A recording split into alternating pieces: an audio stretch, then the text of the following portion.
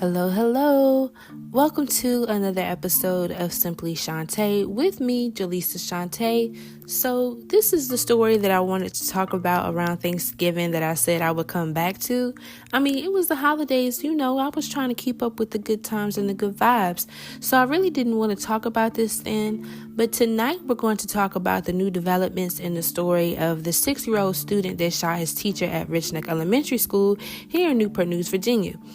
And I have listeners in other states and even other countries, so if you are unaware of this story, let's take a dive back into that day in January.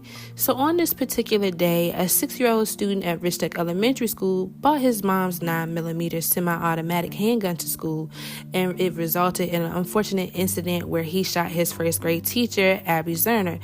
He shot her in the hand and in the chest.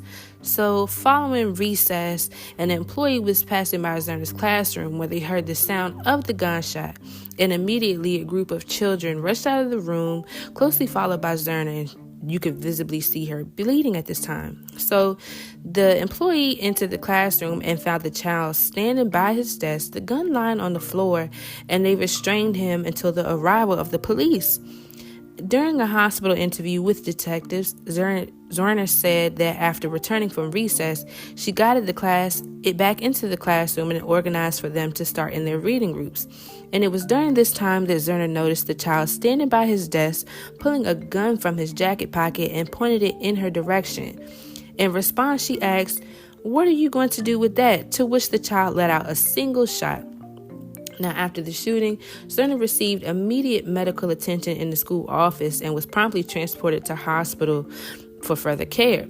And Channel 13 News reported having obtained documents, including a probable cause statement and an affidavit for a search warrant from Newport News Circuit Court.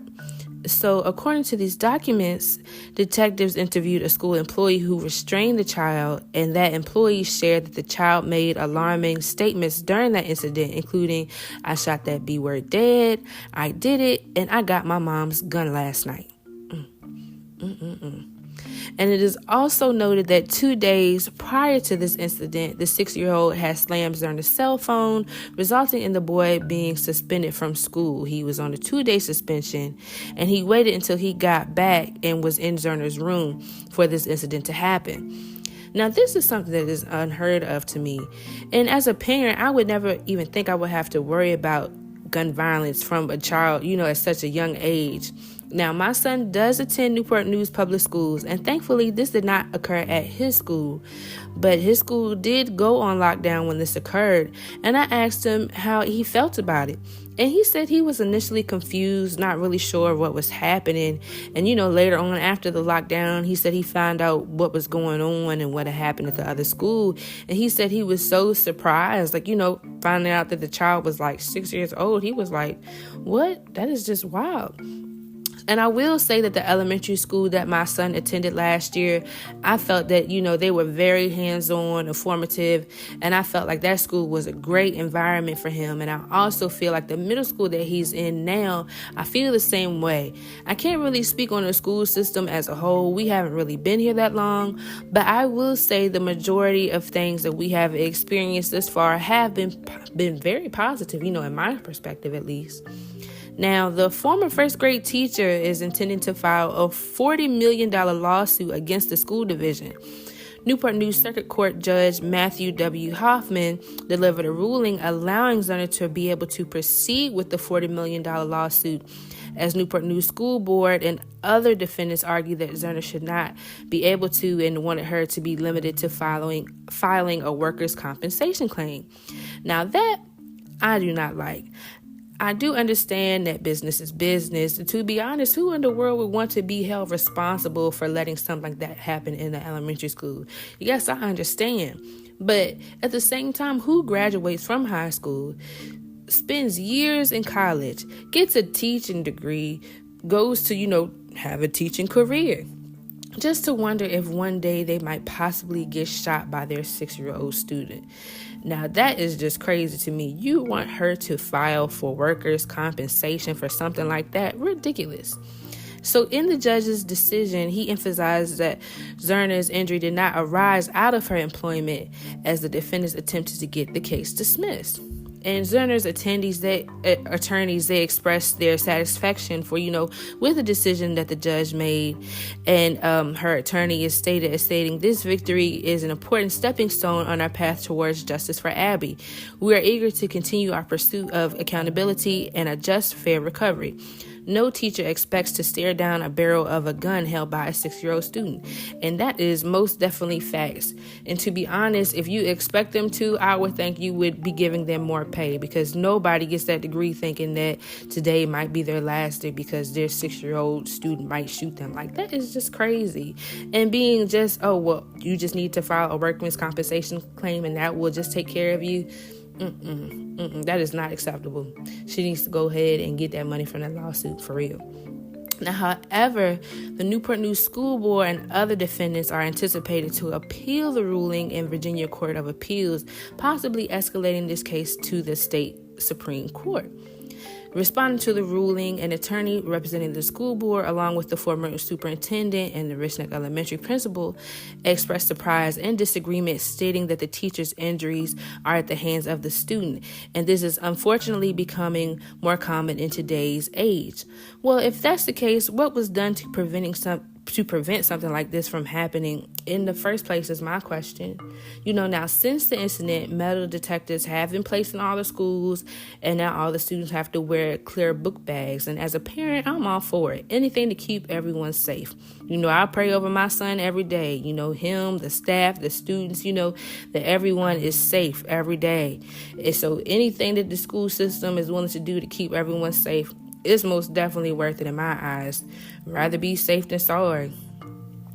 And so in the documents, it's also noted that another employee informed the detectives that prior to the shooting incident, two students had alerted her about the child carrying a gun in his book bag. During recess, the employee, accompanied by a school administrator, conducted a search of the boy's book bag, but they didn't find a firearm. According to the court documents, Abby Zerner, the teacher involved in the shooting, revealed to the police that multiple previously disciplinary incidents involving the child, several of which included instances of physical violence or threats. To go even further into the investigations of the detectives, they interviewed a retired Newport News teacher who had been the child's kindergarten teacher at Richneck. This teacher reported an incident to administrators on September 27, 2021, detailing how the child walked behind her while she was sitting in a chair and placed both of his arms around her neck, pulling down, choking her to the point where she could not breathe. A teacher's assistant who witnessed the choking had to intervene and forcibly remove the child from the classroom. Now, I don't mean to assume, but it looks like after that year, she retired. And I can't say I blame her. I just can't say I blame her. Like, no teacher thinks that they would go through something like that crazy, that serious. So with the child so young in age, how do you hold them responsible? Who is responsible? So for this particular incident, I feel that accountability partly belongs to those who heard the child had a gun and brushed it off. And as News 3 has reported, Zerner's legal team said multiple school staff members, including Zerner, approached Richneck's administration on the day of the shooting, stating that they had concerns about the 6-year-old boy. And contrary to assuring everyone's safety, the assistant principal, a named defendant in the lawsuit, disregarded the warnings about the 6-year-old having a gun. The lawsuit details instances where another student reported to a teacher that the boy had shown them the gun during recess, cautioning him against disclosing it to anyone. And despite all of these alerts, the complaint stated that the assistant principal refused to permit a search on the boy, citing that the explanations that the child had small pockets. Small pockets? Now that's just crazy. I mean, what do you mean? Try telling that to the parents of the students at the school. 550 kids and staff, anyone's life potentially on the line because she felt that the boy had small pockets. Never heard anything like it. That is just so crazy to me. And since this incident, Zerner has stated she has had to have 5 surgeries to regain motion in her left hand and has suffered both emotionally and financially since the incident. And according to the Associated Press, she stated, "I feel as if I have lost my purpose. I love children." Now, where in the world did this 6-year-old even get access to a gun in the first place? So come to find out, the firearm that the 6-year-old used in the shooting belonged to his mother. And Newport News police had previously confirmed that the handgun, was purchased legally. However, an ongoing investigation is underway to determine whether the firearm was properly secured. Several months after the incident, the boy's young mother, Deja Taylor, found herself facing criminal charges, including felony child neglect and a misdemeanor charge of endangering a child due to reckless firearm storage. And in addition to these state-level charges, she was federally indicted for illegally obtaining and possessing a firearm, along with making false statements during the purchase of that firearm. Her guilty plea to the previous charges revealed suspicions that Taylor had provided false information about her marijuana use on the federal form during her firearm purchase in Yorktown, Virginia. So on November 15, 2023, Taylor was convicted on 2 counts and received a 21-month prison sentence for using marijuana while owning a firearm. One of Taylor's attorneys read a brief statement for the clients in which she stated that she would feel remorse for the rest of her life. God bless her. So with this federal sentencing, it represents a significant chapter in, legal proceedings.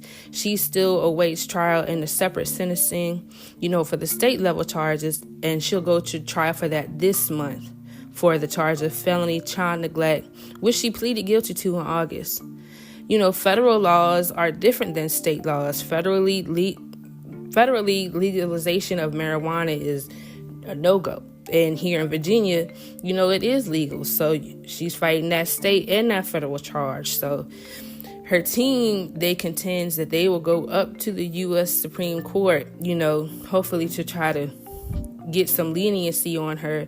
They feel that she has experienced domestic abuse, miscarriages, and postpartum depression, and they feel that this should be taken into account, with her and the sentencing that she may face. It's just so crazy. It's so sad. Such a sad story. And my prayers go out to everyone that's involved, the teachers, the other students having to witness it, the other students in the school just having to be, a part of what was going on, the parents of the students in the school, the staff, the little 6-year-old boy and his family as well. It's just so sad because it does make me wonder, where does a 6-year-old even get ideas like that? And I really can't say. I don't know any of the people involved in this story personally, but partly I would have to say it's from today's music, point blank period. At such a young age, it's easy to become influenced, with the music and everything that's said.